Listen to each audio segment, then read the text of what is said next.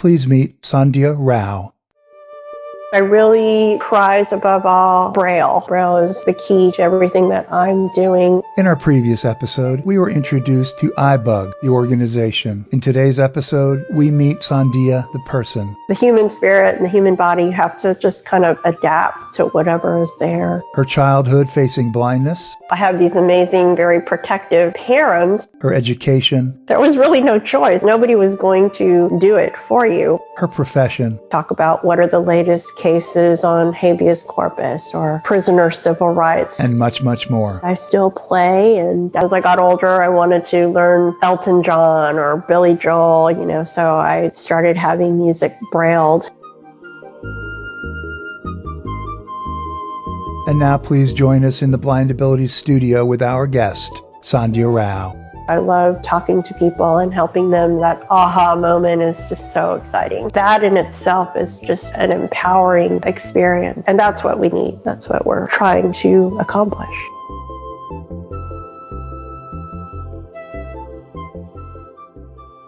Welcome to Blind Abilities. I'm Jeff Thompson. And I'm Pete Lane. Pete, today in the studio we have Sandhya Rao, and she's a staff attorney for the United States District Court for the Southern District of Texas Houston Division. Pete, where do we find these people? I don't know, but this is a good one. I'm happy to welcome Sandhya into Blind Abilities. Good morning. How are you, Sandhya? Oh, good morning, y'all. Thank you so much for having me. I'm really excited about this. Well, I know where we found her. It was the iBugToday. We heard him on Clubhouse, brought him in, and did a little event with him, and then we found out all about iBugToday. That's a place where people can go and get technology questions answered from the left all the way to the right side. That's for sure. They've got a variety of platforms, including weekly and monthly sessions, and now they've got a weekly session on Clubhouse. Mm-hmm. Sandhya, so welcome here all alone. You don't have your iBug team with you.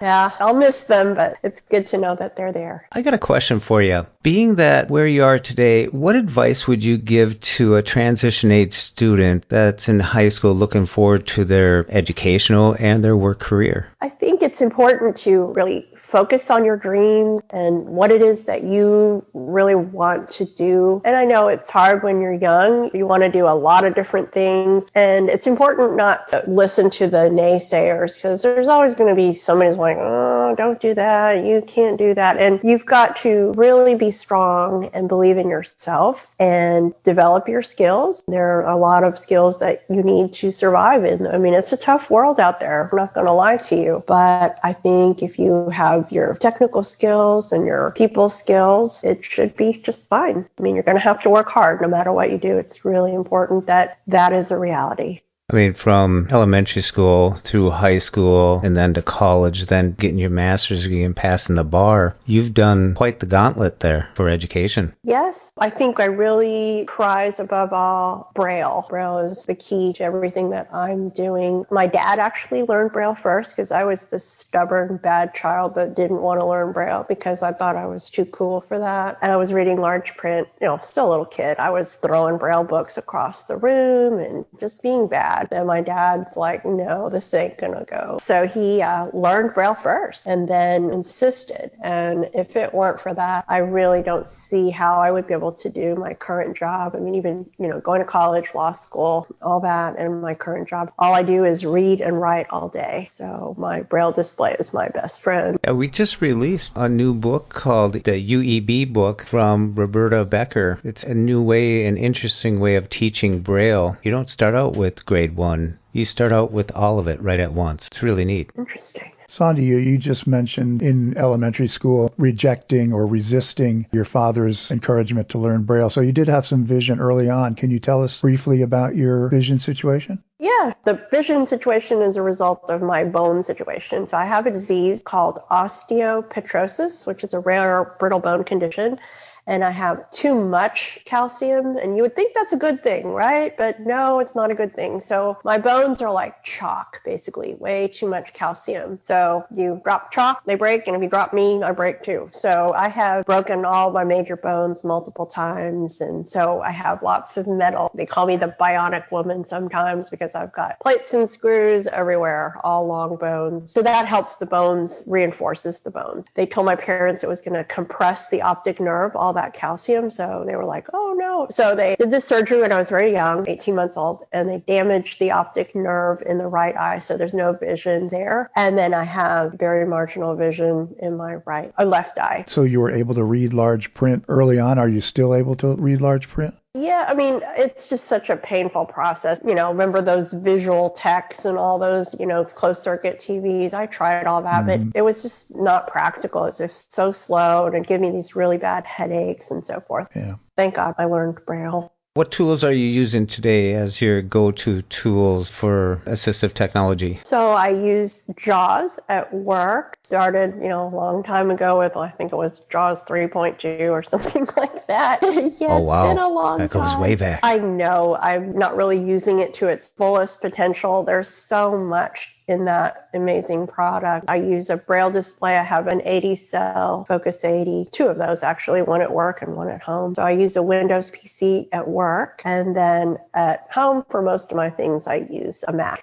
The Focus 80, you're going left hand all the way to right hand to get to the other end of that. That's right. You can get all your terminology and everything all on one line that way. It's pretty cool. I mean, every now and then I end up breaking one of the bones in the forearm, and then there you go. I always thought, oh my God, the worst thing that could happen is to not be able to read my Braille. The mind is a powerful thing, and I almost was able to learn to read with my right hand, which I never do. You never know. The human spirit and the human body have to just kind of adapt to whatever is there. So what services did you use when you went into college and into your post-school, like the Disability Services Office? Did you find that useful? I went to a very small private college called Rice University here in Houston. That was in 1987. So that was pre-ADA.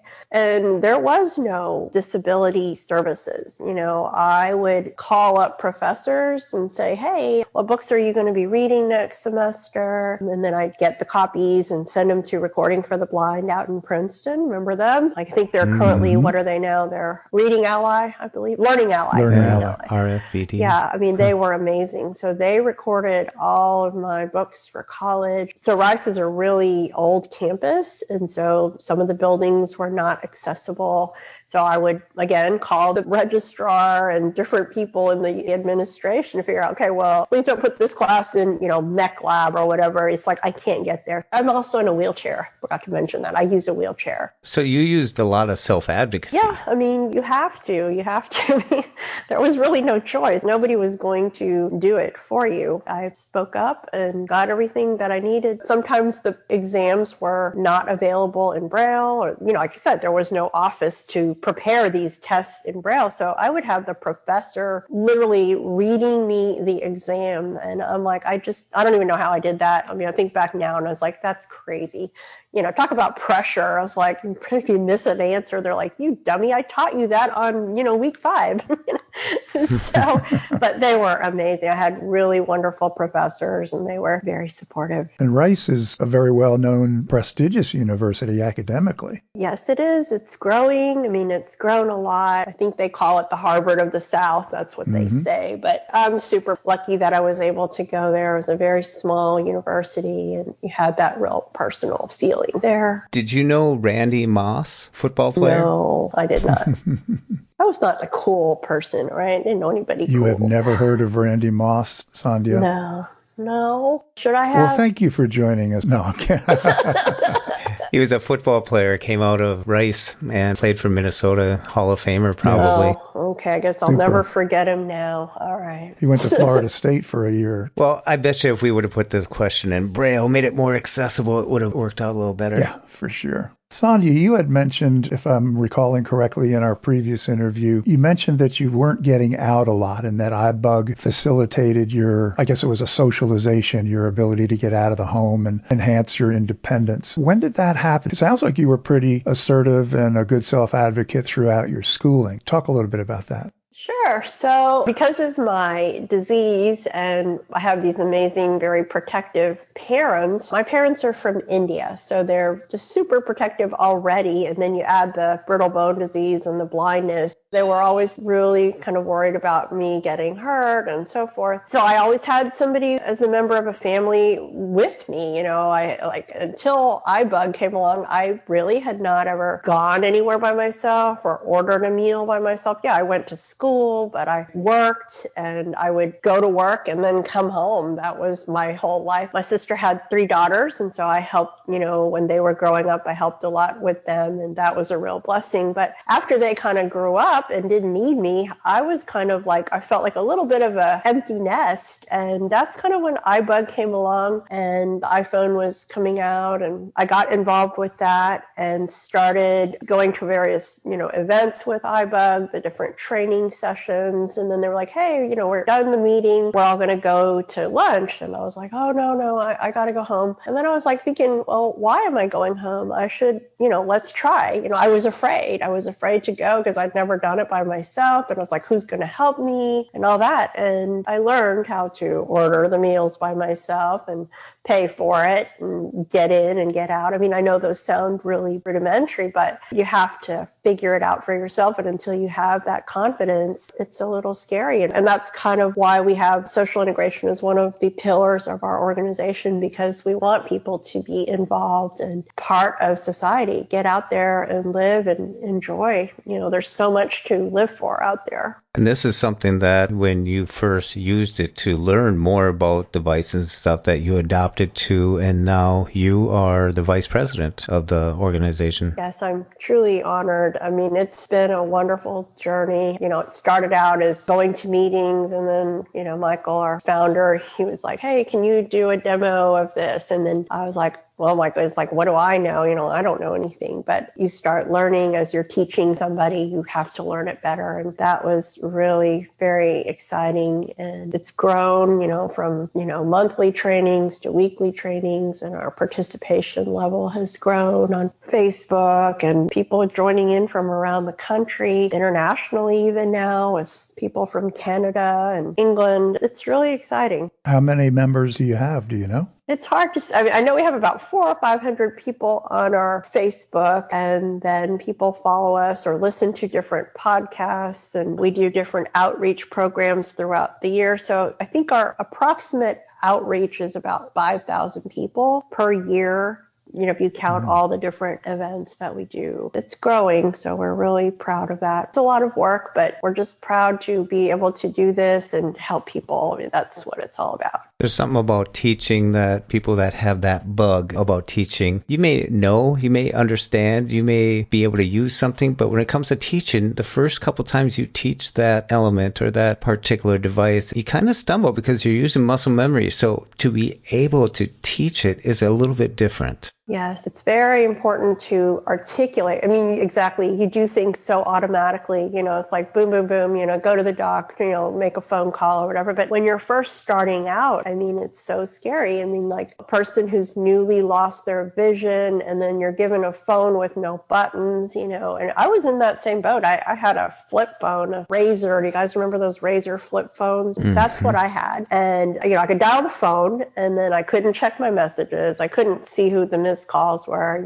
all those same problems. And then when iBug's first demo came along, I went to the debut or first meeting, and Michael was doing all these cool things, just cool things. I mean, calling and checking the weather. I don't know. He was doing all kinds of neat things with his phone. I was like, I want to do that. That's what really intrigued me. And because, like I said, I have a super supportive family, and I've always had people to help me and, pursue whatever it is I wanted to do. And not everybody has that. Not that technology can replace, family, but my point is the iPhone and the various Apple gadgets have so much accessibility built into them. It really gives people the ability to do so many more things by themselves. And that in itself is just an empowering experience. And that's what we need. That's what we're trying to accomplish. There was a story about a teacher was teaching relativity to the class, E equals MC squared, and he did it all the way across the chalkboard and turned around, and the whole class was all dumbfounded looking. So he erased the whole board, and he did it a second time. He turned around, and most of them were still kind of like just sitting there in a gaze. So he erased it the second time and did it all the third time, and finally the teacher understood what he was teaching. It's just one of those things that I think when Pete and I started doing some stuff with blind abilities, we were doing some iPhone 101s, it was like, wait, we have to remember that people don't know this first step or this second step. You just don't. Now people can say, use Siri and jump right to something, but some people don't know that part yet. So it's really interesting, especially now that there's a variety of phones available to people. If someone's using an 8 or a 12, there's a big gap there in some of the features that are available to them. Some of the steps of the process are different. Right. Before, that was kind of the draw of the Apple ecosystem, is all of us were on the same operating system and the gadgets were very similar. Now there's a difference. If you have a home button or don't have a home button, and the size of the screen that matters now.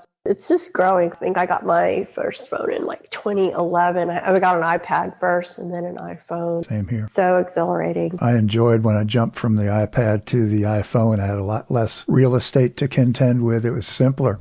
I had a question. Do you use your iPhone at all in your work? It's kind of funny. You should ask about that. So when I was working in the office, I did not use my phone. Instead, we had this, I have no idea what the brand of that phone is. It's some fancy phone that's got, I don't know how many buttons on it, but I couldn't really tell who was calling. I have an assistant, and so she would say, oh, well, it's so-and-so is calling. So totally inaccessible. And now that I'm working from home, I can use, the work issued phone and, label all my contacts, and I know exactly who's calling. Do you do any research on it? I don't know. Do you have a LexisNexis? Yeah, LexisNexis, Westlaw. Westlaw, right? Very accessible, yes. Yeah. Do you do presentations? You don't do any litigation, I take it. So we do, the people that do what I do, this area, it's a very, I don't know what you would call it, a niche, because there's not a lot of people that do this. So we train continuing legal education presentations every year, talk about what are the latest cases on habeas corpus or prisoner civil rights, what are the latest developments in that area. So those are the two areas that we focus on. Describe your process, your presentation when you're doing that kind of a thing in terms of the technology and techniques and things that you might use in your presentation. To begin a presentation, I first figure out what the issue is, and usually I use the assistance of my personal reader. I could do it by myself, but in the interest of efficiency, it's a lot faster to have the human eye, really just go through and whip through whatever it is that I'm looking for. So we'll do searches on Westlaw, get all the research ready to go. She'll download it, and then I start editing it with JAWS and my Braille device. And then create the document that I'm going to be presenting. And then I have a Braille printer of a Juliet. So it's a beautiful printer. So I print everything out and then go and do my presentation. Are you doing that on Zoom now, I take it? We have kind of put everything on hold, so hopefully things will start resolving themselves, and probably in the fall we'll be back to doing things. Yeah, we're doing all of our staff meetings and stuff on Zoom. You also play classical piano. Yes, I do. I have always wanted to play the piano and was always fascinated by it. And so the story goes that when I was little, we had a puppy. We had never raised a puppy before, and so my parents thought she was just like crazy or something, but really she was just being a puppy. So we had to give the puppy away, but she was traded in for a piano. That was the bribe. So I got a piano. It was a Yamaha upright, and so I had it for many years. And so that's where I learned Braille music. We had this wonderful teacher here in Houston. We met her through the Lighthouse of Houston, and her name was Edwina Poteet, and she was a Braille transcriber, and she taught Braille music. And so she was like 70 years old when I first met her. She was amazing. So she taught me classical piano, and I still play. And as I got older, I wanted to learn Elton John or Billy Joel, so I started having music brailled and do that as well. That's cool. The puppy piano. Well, then I upgraded. I bought myself a car after that. I finally got a baby grand, so I love the Yamaha. So now we have a new piano. It's not new. It's been about 10 years now, but I just wish I had more time to practice. You have to practice, Do you compose anything of your own? No, not quite. I was going to share just real quick that, my parents came from India. So my dad came to get his PhD. So he went to the University of Kentucky. He came from a very small village in India and, really wanted to pursue his education. He was a, family of farmers. And so his dad's like, no, you got to go to school. So he, ventured all the way across the ocean. He came here actually on the Queen Mary. I remember that ship. It's a famous ship. He was, obviously not, up on the upper decks. He had no money. He had lots of time. So he was somewhere in the galley somewhere. But he came here and got his education and then brought my mom and sister over. And then they lived in Kentucky. Then they moved to Denver, where I was born. And then we came to Houston. So, my dad came to this country with $30 in his pocket and got his PhD, did his research, and he worked at MD Anderson for 20 years. And then when I got into Stanford, my dad took an early retirement. And so then they came out with me to Palo Alto. And so I have very supportive, like I said, I told you I have very supportive parents. And so they helped me. They did a lot of reading for me and driving me around and all that. So just truly blessed. Wow, that's quite the journey, quite the story. And a very caring family. The funny story is when I was deciding where to go to law school, and I was accepted into University of Texas, which is a great school. And then there was Stanford. And I was like, I don't know if I want to go all the way to California. And my dad's like, if I can come from India to America, I think we can go to tough California. Act to follow, right? Right. And so we went to Palo Alto. Another great school. Place. It was just a privilege to be with those people. It was just wonderful. Sandhya, why don't you tell people a little bit where they can hear you probably the most? They probably don't want to go into court. I wouldn't want to end up in court just to hear you. I can listen to you on iBugToday or on the podcast iBug Buzz or on Clubhouse. Yes, we do podcasts every Monday night for people that have questions about their iOS devices, accessories, all those good things, headphones, speakers, you name it. There's all kinds of gadgets that go with your iPhone and then the hardware, software. So every Monday night we do a podcast with call in. People can call in and get help. And I am a part of that call. That's one of the favorite parts of iBug. I love,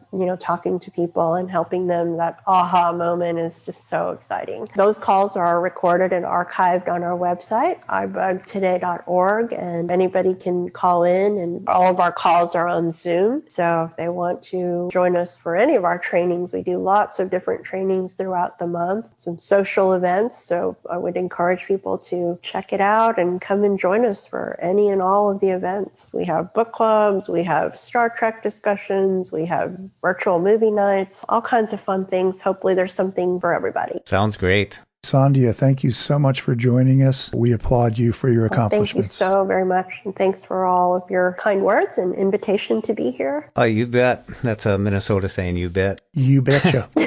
I really like that you needed certain things, so you spoke up for it and asked for it, and you received. It's funny because my parents, when I was in high school, wanted me to take chemistry and biology and trigonometry, all these things, and the Braille was not there. Nobody had ever taken those courses before. My parents were not some parents are super advocates. I mean, they were pretty calm, and, they would just say, she needs to have this, and the school district wouldn't pay for it. And so they paid for it. They thought it was very important that I learn chemistry, biology, all those things that I just mentioned. That was an example. And I was like, well, because the district didn't think anybody else would use them after that, which was kind of sad to say. But I took those courses and I'm glad I did, And so that advocacy demonstrated by my parents in their way influenced how I handled it. But you don't even realize that you're being an advocate. You're just, what needs to be done, and you just have to take care of yourself. Well, that's really something that, it just goes to show that if a person gets to know someone that has a visual impairment or is blind, that they may further understand and they may advocate for them. Like your parents knew you. They knew your capabilities and what you could achieve. They didn't put limits on it, that they fought for you. And I think that way in society we have that thing too. People don't know. And it's not their fault they don't know. It's It's just that our society doesn't embrace knowing different diverse groups. They don't get meshed together. And now that inclusive seems to be the word of the last few years, everything's becoming more inclusive. And I like the way it's moving in that direction. But until people understand and get to know people and interact with them, what people don't know, they don't know. And I think the way things are moving in this direction, it's a little bit better. Just like you have a wheelchair. Sometimes people just don't acknowledge them or something, and that's an obvious thing. Yeah. So you have an obvious thing with a wheelchair, but sometimes the blindness or visual impairment doesn't really show up at all. Oh, yeah. I mean, I don't know if anybody could miss me. I'm in this big old power wheelchair. I've got a cane in one hand and my wheelchair controls in the other. And I mean, I think that it does raise awareness. I think just going out there and living your life, I mean, that's what's important. I don't ever think of myself as being an inspiration. I mean, you're just doing what you need to do. And I was going to just comment about my parents wanting me to take all those science and math classes. All my brothers and sisters, they're all in the medical field. And so I always tease them. I was like, I think you really wanted me to be a brain surgeon, right? I mean, that's kind of what they were thinking, I think, but I had to go. A lowly attorney? An attorney. I was the mediator or the judge, or my parents would argue I was the one, the decider. So that's what motivated me. And I wanted to be a writer. Now I do writing. I don't really write fun stuff, but I am a writer for sure. Well, great. Well, thank you so much for coming on to Blind Abilities, sharing your story. And we're going to get this out to the listeners. I'm sure they'll be checking out iBugToday.org. Thank you very much, Sandhya, and have a wonderful day. You. Jeff and I would like to thank Sandhya for joining us on Blind Abilities today. Be sure to check out Sandhya and the iBug group on their website at iBugToday.org. That's iBugToday.org. And for all of his magnificent music, special thanks go out to Chi Chow. You can find him on Twitter at LChichow. And from all of us here at Blind Abilities, through these challenging times, to you, your family, and friends, stay well, stay informed, and stay strong. Thank you so much for listening, and have a great day.